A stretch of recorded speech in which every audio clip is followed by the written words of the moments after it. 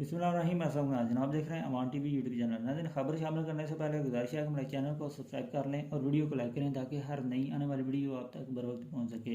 नाज़रीन, हल्का पीपी 33 से एक बड़ा वोट बैंक रखने वाले बड़े सियासी खानदान से सामने आने वाले चौधरी मुजाहिद अशरफ, जिन्होंने 2 माह पहले MPA का इलेक्शन लड़ने का ऐलान किया। शुरू में वो आज़ाद उम्मीदवार के तौर पर मैदान में आए, लेकिन उनका कहना था कि अपने दोस्तों और संग दड़े की मुशावरत से जो है वो अपने प्लेटफॉर्म का तयन करेंगे। गुज़श्ता रोज़ मुस्लिम लीग नून की टिकटों के हवाला से जो है वो इंटरव्यूज़ किए गए जनाला हाउस में।